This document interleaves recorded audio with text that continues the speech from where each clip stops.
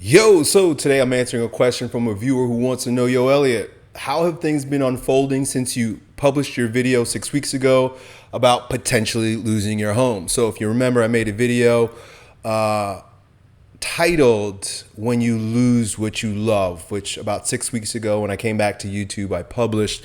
And it drew a lot of people into my world, behind the scenes, and what's been going on in my life. And I was very vulnerable in sharing my struggles with you guys. And so it's not typical for me to share the inner workings of my life. I think maybe because I don't think that people are interested, right? I think most people are probably interested in getting information or being entertained rather than peeking behind the scenes and seeing what kind of struggles their heroes, I don't know what you would call me, influencer, guy on YouTube is actually going through. But that's a thinking error. I know that's a thinking error because I know a lot of people love voyeurism. And I know that a lot of people actually love me. Thank you. I do appreciate your concern. So I will make it a point to bring you up to date on things that are going on in my life from time to time. And that's what I'll do here today. So I'll begin with a quick recap. Very briefly, I came back to YouTube after taking 6 months off. Again, I've recognized a pattern of inconsistency in the work that I've been called to do. And it really just dawned on me, hit me the hardest. I think God really just needed to wake me up to see the reality that He made me to create YouTube videos.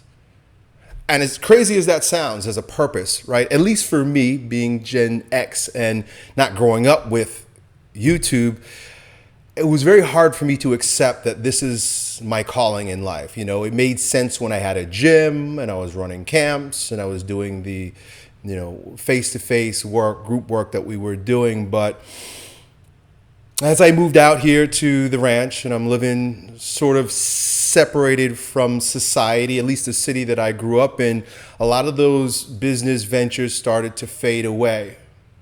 And I was left with what was most foundational, most primary, but also most daunting and most challenging for me. And it was to simply just show up here daily or multiple times a week on YouTube, rather than doing many of the grandiose business activities that I was used to doing.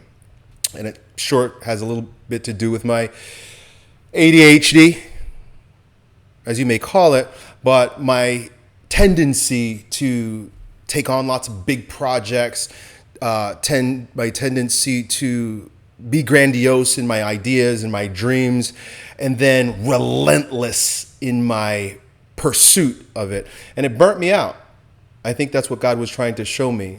Is like, listen, I never called you to do all these things, right? I can bullshit myself like the best of us and come up with all kinds of reasons why I need to do everything else except the one thing that He wants me to do.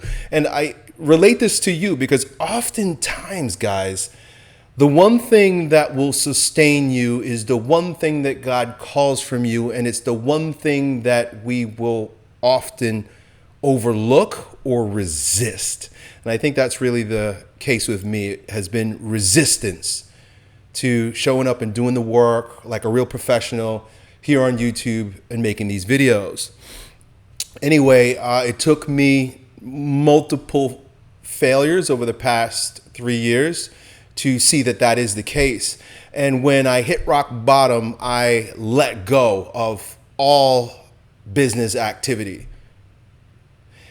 And of course, you know what happens when you do that. You don't make no money.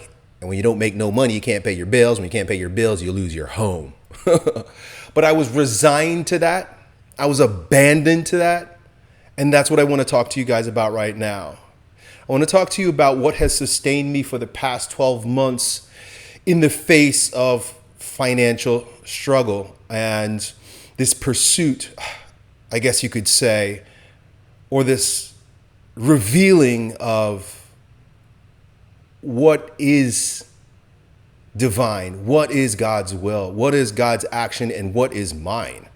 What is ego? What is fear? So it was literally a year ago, July last year, 2025, when it all came to a peak. And I had come to a point where I realized I don't have the funds to pay my mortgage next month. And, a part of the video was how much I love my home. I love my home. I truly believe that God brought me here for a reason bigger than my comprehension. And I think a part of the issue was my attachment, my ego attachment to what that should look like or how I should go about it. But anyway, I got to the point where it was like, well, Elliott, you're not going to make it next month. You're not going to be able to pay the mortgage. And as it so happened, the first of a series of miraculous supply entered my life. That was the time when I was in Rome. I had just done an event in Amsterdam. I had made enough money for the trip and, of course, to reconnect with my fans, which was amazing, and just enough to pay some of my bills. But it dawned on me that going back home, I would have to figure out how I'm going to pay my mortgage. But as fate would have it, I got a phone call from a client who was living in Israel. We've heard this story 1,000 times. Whom I love dearly. I'll be speaking with him again next week. And he offered me to work with him for a full week and pay me just enough to get me through the next month or so of bills and mortgage. And of course, at first that seems, exciting, of course, because it's like you just got saved from getting pushed off the cliff, right? It was like a just in time. Wow, amazing. It must be divine. At least that's why I saw it at the time, because I had just begun really studying. And I really use the word study, meaning like not just reading a book, but picking it apart, dissecting it, meditating and contemplating on the principles of it and trying to apply it to my life by the title of Abandonment to Divine Providence. I'll talk a little bit about the precepts in that book and how transformative it has been as an adoption of life for me. But I just want to show you what the fruits have been. So I was totally abandoned in that place, and God provided. And over the course of the next 12 months, there have been spontaneous supply. Spontaneous supply has entered my life, regardless of the work that I've done. Meaning, I didn't do anything extraordinary or extravagant or grandiose like I normally do by coming up with grand ideas about businesses to build or funnels to create or offers to make. It was all just doing what's in front of me. Now, the fear in me makes me want to go and do stuff because I know how to do stuff and I'm good at doing stuff and I'm an action taker. It's a little bit of the ADHD in me, right? Is to come up with an idea, boom, shiny object, and run full speed after it. It has served me. It has served me well. It has hurt me, but it's served me well in different seasons of my life. But it was no longer working in this season of life. No longer applicable. It just was not working anymore. And I realized it was because, God wanted to teach me, show me, reveal something to me that I'm going to be speaking with you about here in this video. So, month after month, quarter after quarter, just the right amount of money made its way into my life, either by a donation given me by one of you. I mean, I am so grateful for you. God shows me my path, and I think he shows all of us our path by the grace that is only available on that path. And for 6 months, I was doing something completely different, frustrating myself. And then when I abandoned myself to just showing up, donations started showing up. I don't even ask for donations. I literally last week just put a link in my description for a buy me coffee donation because so many people have been asking me, Elliott, how do I donate to you? It has been partially through donations that you guys have sent me, even when I wasn't asking for it, even when I wasn't looking for it, even when it wasn't even an option. Somebody actually found, I don't know how he did it, but he found my banking information, not all of it, but just enough so that he could wire me money. I've had guidance calls that led to bigger coaching packages, none of which I even pursued. In fact, like I said, it's been 12 months and I'm still living this way. Next week or later this week, I won't be here making videos because I'm going to be in Brazil once again with an opportunity that unfolded spontaneously while on the call with one of you guys. I wasn't looking for it. I wasn't making offers. I didn't have an elaborate pitch or pitch deck or anything like that. Just following divine providence, listening to intuition, and serving in a way that was selfless led me to just opening myself in the conversation for opportunity that was just there to be revealed the entire time. So from donations to new client work to just tax refunds to various different things. And it reminds me, I'm going to talk about abandonment in a little bit in this video, because abandonment, there are frameworks associated with abandonment to divine providence that I'm learning and I'm practicing so that I can be this in this next season of my life, because I'm coming to see that maybe just for me, this is the only thing that God wants me to do. He wants to develop my faith. Where was I going with that? So let me dive into the frameworks of abandonment for a moment, since I forgot what I was going to say before. So, because abandonment means not relying on our own will, not relying on our own work, not relying on our own thoughts and our worrying. Just like Jesus says, oh, I remember I was going to do some Bible stuff here with you guys. I'll start with what Jesus says. Take no thought for tomorrow. Take no thought for tomorrow, right? Abide in me. Without me, you can't do anything. And Jesus is reiterating, he's demonstrating a principle that's found throughout the Old Testament, which I now totally understand. There are multiple instances in the Old Testament, one of which really rang true for me and resonated when I reflected on my life and what has been going on. And that is the story of Elijah in Kings. And long story short, I'm not going to get this totally accurate, but essentially Elijah is in the wilderness and he goes there by God's prompting, and he doesn't have provisions. He doesn't take anything with him. Like Jesus even says, don't take anything with you.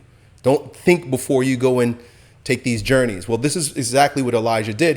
He wasn't prepared for this journey. He just followed the divine action, the divine order, providence. And in that, God promised his supply. And every day a raven came and dropped the supply on his lap.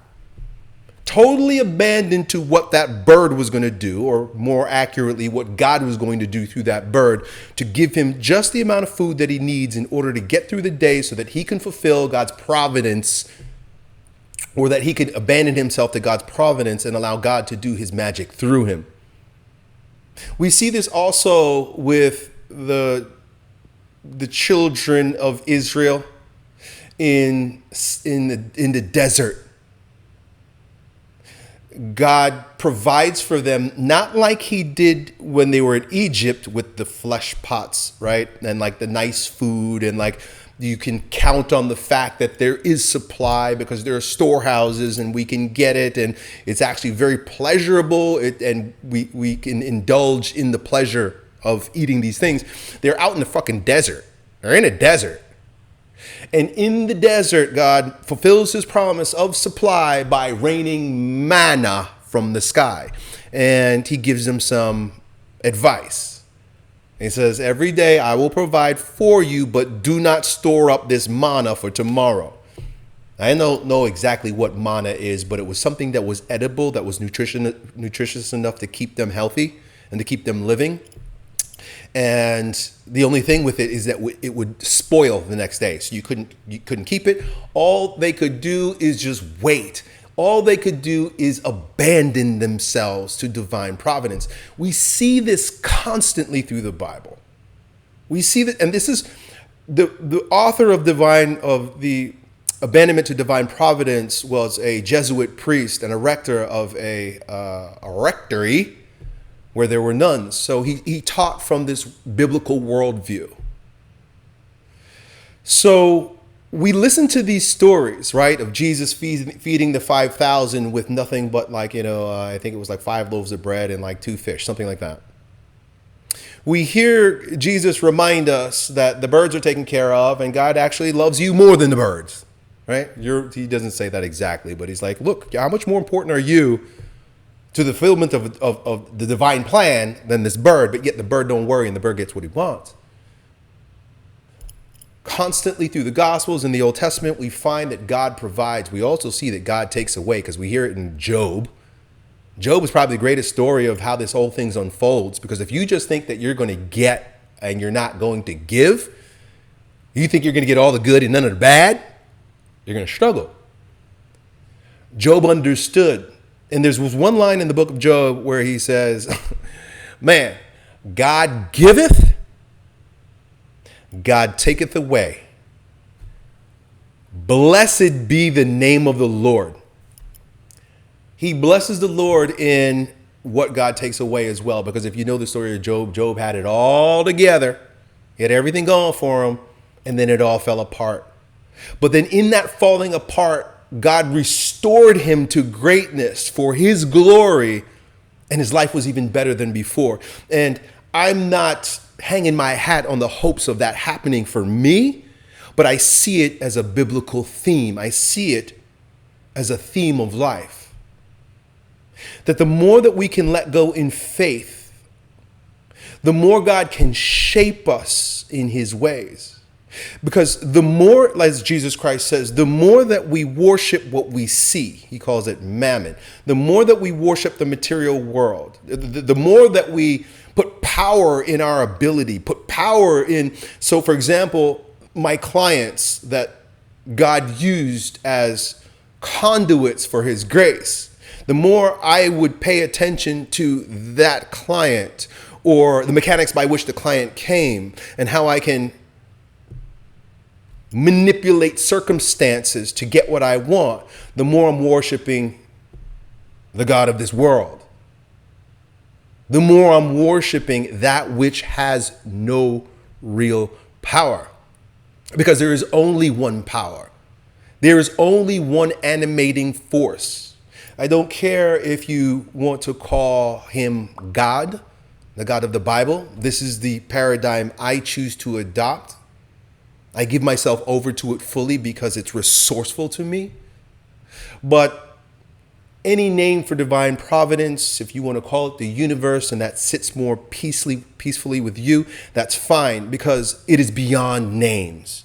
It's beyond concept. It is the name of no names. It's the name above names. The name above names. What does that mean? It's above names. When asked who he is by, I think it was Jacob wrestling with God, or the angel of God, and asked, who are you, so that I may tell the people who I'm wrestling with? And God replies, I am. I am. I am that I am. And the psalmist says, be at peace and know that I am. Be still and know that I am. The name above names. So in this practice of abandonment that God has ushered me into, and I dare I say, I will absolutely take accountability for choices I've made. whether consciously or unconsciously. And I think it's a little bit of both. Like I saw this coming 20 years ago. Like I knew I would have to go through a time of testing, a deep time of testing. I didn't know how and when or what it would look like, but I was prepared for it. I would subject myself. I sought to subject myself to testing. That's why I tore both of my biceps, as a strong man, and have injured myself and put myself through into circumstances that are threatening even to my life. I think this is sort of a way that I think this is inherent in masculinity. I know in Iron John, Robert Bly talks about this desire for penetration that is present within the man. I know that sounds strange because you would think that a woman is the one that wants penetration, but the penetration that a man desires is the penetration of a heavy hand of God that tests. This is why there were rites of passage. This is why there were initiation processes. God builds his greatest warriors through the testing. Even in our own failings, he uses those mightily for his glory. And so in my abandonment, I don't take blame and I don't take credit for anything that's happened to me. All I can do is marvel and get out the way.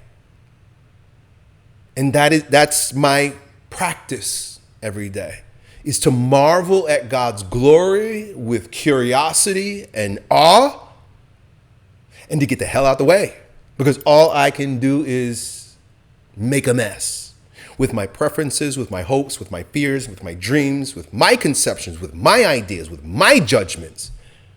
This is what I believe why God admonished Adam and Eve in the garden to stay away from the knowledge of the tree of the knowledge of good and evil, because it causes us to judge, and we are ill-equipped to judge the actions of the divine. We don't know what he's doing. I relish in my ignorance these days. I don't want to say pride, but I fully embrace that I don't know. I don't know anything. All I have are opinions that are flimsy. So this morning I was reading a book that was about the book Abandonment to Divine Providence, and there's not too much out there about it. This is sort of an obscure, and it was a well-hidden gem within the church for a very long time. In fact, it was sort of banned. I don't want to say banned, but it was like never really published because of how powerful but also confusing as it may be to some people. And Abandonment to Divine Providence was challenged by a Christian philosophy that was proven to be heretical at the time, called Quietism. And in Quietism, you don't do anything. Absolutely anything and everything that you do is an affront to the Creator. You must just wait for him to act. And that's not what Abandonment to Divine Providence is. And according to Jean-Pierre de Caussade, the author, he's adamant that no. Abandonment to Divine Providence isn't passivity. There's a passive element, but it's not living a passive life. And it's not about license or laziness. And in fact, there are 3 active duties that we have. And so I'm going to wrap up this video here today, talking to you a little bit about this framework within the framework of divine abandonment to divine providence, referred to as the 3 active duties. The very first of the 3 active duties that we have in this process, because it's not a complete letting go of everything. Number 1 is precept. The duty of precept. The category of precept means that you have inherent in your position in life, your state in life, duties. There are some duties, like if you are a son to your parents, there's a duty there. You have a duty to honor your parents. If you are a father, a husband, you have a duty there. And it's to provide and protect and to lead and to care for your wife and your children. If you are a musician, it is your duty to get up every day and to write music and to practice your music. If you're a writer, one book that really like nails this part of the duty that I love, it's an amazing book. I'm listening to it over again. So it's free on Spotify, actually. It's called The War of Art by Stephen Pressfield. And it's like, once you know your job, and it's very easy to know what our jobs are, and I'm not going to go too far down that road, but there is a divine purpose that's acting through you. You don't have a purpose. My dad is so funny. He had a rant the other day. He was like, I have no purpose. I have no purpose. People are looking for their purpose. What is my purpose? What is my purpose? My dad thinks that's ridiculous. He says, I have no purpose. There's no purpose. The only purpose is his purpose and whatever the hell he wants to do with me. That's my dad's attitude. My dad is totally abandoned to divine providence. He gets this. He nails this. I think that's why God made him my dad. Because this was the biggest lesson, probably the biggest lesson for me to learn in this lifetime. You guys are watching me emerge out of the tunnel of my life. It's been about 10 years. It's been tough, right? Well, your purpose is to do what God gives you to do, and it's always right in front of you. If you're a student, do your homework. Jordan Peterson would say, make your bed. It's literally the duties of the day. And every day there are duties to be attended to, depending on your state in life. Wherever you find yourself right now is exactly where you need to be, and your duty is to do it. Not begrudgingly, not with an eyes to the future, but to be fully present in executing God's menu for you for that day. And that's it. Like Jesus says, take no thought for tomorrow. Do what you need to do today. And according to Stephen Pressfield, that's approaching everything that you do like a pro, especially if you're an entrepreneur like me. And I can't even refer to myself as an entrepreneur any longer. It almost feels silly for me to consider myself an entrepreneur. I am an artist. I'm an artist. It's a weird kind of art where I stand in front of my iPhone and I yap on YouTube. And I couldn't even accept it because of my judgments, right? I ate that apple from the knowledge of the good tree of good and evil. Because I'm over here judging. I'm like, this can't be my purpose. I got so many other things that I can do, and I see other people doing these things, and no. And I've had to prove it to myself over and over again by abandoning, like in a bad way, right? Resisting. That's what Stephen Pressfield calls it. Resistance and resisting God's grace by not showing up on YouTube. If ever, and I've told you guys this before, if ever a time goes by, I would say longer than a week goes by and you don't hear from Uncle E, send me an email. Shoot me a message on Instagram. Wake me the fuck up because I'm bullshitting myself once again. So there's precept. There's essentially what's in front of you. Do your duty.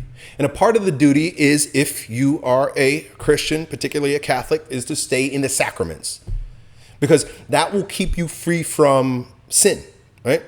We are not here to have full license and to thwart God's will through our attachment to vice and our passions. But by staying within the sacraments, we have guardrails. And it keeps us, even though it looks sometimes like, when you're bowling and they put the gutter things in the gutter, those long things in the gutter, and the ball is bouncing back and forth before it goes down. Even if that's the case, it doesn't matter if the guardrails are there. It's going to get down there eventually. It might be a long, meandering, ugly bowl, but it will get to its destination. And so for you, it's your spiritual practice. Whatever your spiritual practice is, those are your guardrails. For Catholics, it's communion. And communion, physically and also spiritually, prayer. right? So it's a part of your duty. It's part of your duty. And Father Ripperger would say, by justice, you owe it. So it's just like by justice, you owe your wife a home. And just by justice, you owe your children food. By justice, you owe God communion, relationship, openness, right? Then the second within this framework that's required is that of necessity. And God will just throw things in front of you that you did not expect, but it's because he wants you to field that ball. So, for example, someone shows up at your door that you didn't expect. An old friend calls you. You get sick. You break a leg. A flight is delayed. Like these are accidents seemingly, but they're opportunities that God is placing in front of you in order to help you. Now, this is what you would refer to as passively observe, and actively take action on these accidents of nature. You can call them accidents, but meaning like they're not things that were assigned to us. They're things that were given to us. Boom. Okay, shit. Now I got to deal with this. Right? It's perfect. It's always perfect. Anything that shows up, he would call it a shadow. It's a shadow of divine providence, meaning like when you look at a shadow, if you look at a shadow and you are dazzled by the shadow, and you know what a shadow is, right? It's the cutout of the sun that's behind somebody and something. And if I'm looking at a wall right now and the sun is behind me and I'm doing stuff, and someone's looking and they're like believing the shadow. They're attached to the shadow. Oh no, what's going on? The drama of the shadow, right? Even watching films on, movie films. That's what they literally are. It's a light going through a film that has pictures and it projects on a screen. To be attached to the pictures on the screen is like being attached to shadows. It don't actually exist. It's not actually happening. What is actually happening? Well, there's an obstruction and behind it, there's light. So if something shows up that you don't like, take your eyes off of the shadow. Like when it comes to the situation with my home, I don't look at it at all. I don't think about it at all. I am completely abandoned to it because I know that it's just a shadow and that behind it, there's a figure. And usually that figure is me. Right? Oh shit, what am I doing? I'm watching the film of my own life. But behind the figure is the light, and that is Christ. So take your eyes off of the shadows and put it on the light. That's how we handle the toughest situations in our life. Not giving the shadows power. We don't give power to created things. We don't give power to created circumstances. They hold no power whatsoever. The only thing that has power in and through us is our consciousness. And you could have either a divine consciousness, meaning abandonment to divine providence and thinking with the mind of Christ, or you could be hypnotized by the shadows of this world. It's your choice. That is your choice. We do have that choice. And then finally, the last one is inspiration, which he calls the inner divine action. And this is when God calls you. And listen, he makes it very clear that this doesn't happen all the time. It doesn't happen to everyone. It doesn't mean anything except that God has a plan for you. He's calling you to do something. When you get an inspiration to do something, even an acute or a chronic action, it may be an inspiration to just like call a friend. Boom. I don't know what just happened, but I feel like I need to call this person. I've started noticing in my life that when someone comes to mind, God is asking me to either pray for that person or to reach out for that person. When years past, I would just see it as like, well, I don't know why I'm thinking about this person. I see it now as the divine action through inspiration in my heart to connect with that person. But then that's cute. There's also more chronic. Maybe God is calling you to a grand transubstantiation of your life. Get up and move to another country, learn a different language, and marry a foreign woman. I don't know. Only God knows. And while you're doing what you think you know you're doing, you probably don't know either. Like I didn't know what I was doing on making YouTube videos. When I started YouTube in 2007, it was purely an accident. I don't know what the fuck I'm doing. I didn't know what this thing was going to do. I was just trying to get members to come to my gym. I thought I was going to own gyms for the rest of my life. I still don't know what I'm doing. I still don't know what God is doing, but I'm doing what is in front of me. And so I'll come full circle now today and wrap this up by saying, first of all, thank you. I appreciate y'all and your concern about me and my situation. But I have no concern about my situation. I shared my situation with you guys mainly because I wanted to relate to you guys. I wanted to show you that I'm just like you. I'm no better than you. And then I'm on the same journey as you. And it opened the door for me to share what's most important to me today, and that is divine relinquishment, abandonment, giving myself over 100% to the action of God and not relying on my own will. I'll finish with a botched quote from the Bible. Lean not on your own understanding. Lean not on your own understanding, but in all your ways trust in him, and he will make your way straight. Isn't it great? Done.